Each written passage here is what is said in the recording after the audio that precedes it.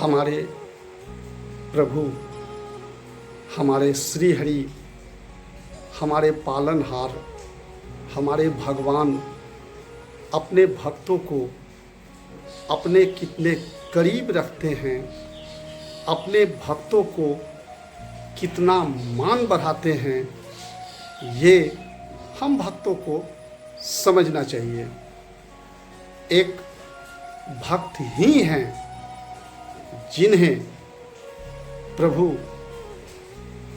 अपना भाई माना, भाई बोले, तुम मम प्रिय भरत सम भाई, हनुमान जी महाराज को, और गले भी लगाए हैं भक्त को।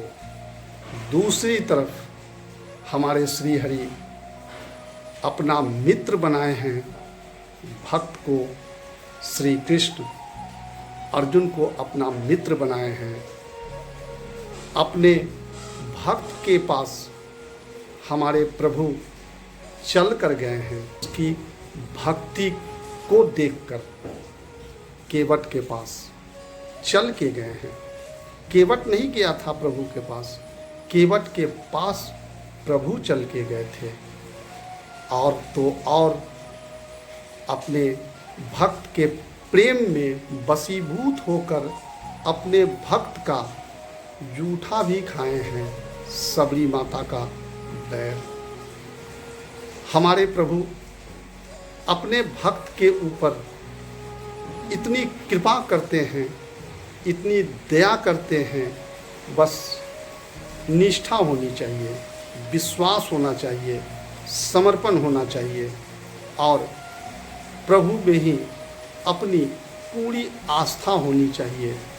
भक्ति सीखनी है तो हमारे हनुमान जी महाराज से सीखिए। हनुमान जी महाराज भी एक भक्त ही थे प्रभु श्री राम के। बस जब अशोक वाटिका में माता सीता का पता लगाने गए थे तो माता बोली थी कि बंदर तुम कौन? तो कुछ भी अपना परिचय वो नहीं दिए। वो बोले कि माँ,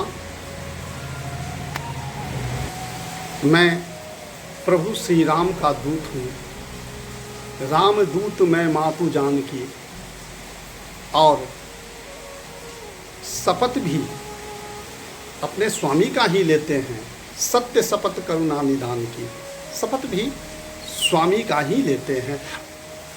समर्पण देखिए, स्वामी के वचन को पूरा करना है।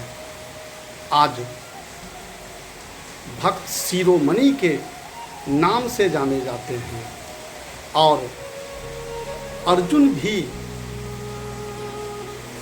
श्री कृष्ण का भक्त ही था, लेकिन बात बात में क्वेश्चन करता था, प्रश्न करता था। साधारण सिंपल सा भक्त बन कर के ही रह गया। इसलिए भक्ति का दूसरा नाम समर्पण। और अगर प्रश्न तो फिर भक्ति नहीं, क्योंकि प्रभु ने ये स्पष्ट रूप में कह दिया है कि निर्मल मन जन सो मोहि भावा, मोहि कपट छल छिद्र न भावा। जिसका हृदय निर्मल होगा वही मुझे पा सकता है। भगवान की अगर हम आप भक्ति करते हैं तो समर्पण करना सीखना होगा, अपने आचरण में लाना होगा।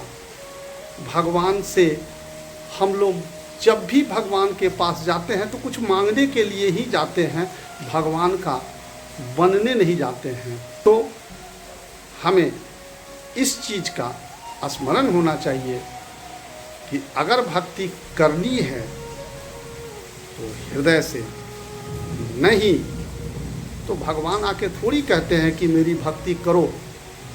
ऐसा थोड़ी कहते हैं, नहीं कहते हैं, किसी को नहीं कहते हैं।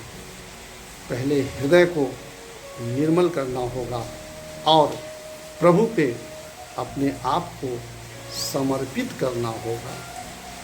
जय जय श्री सीताराम।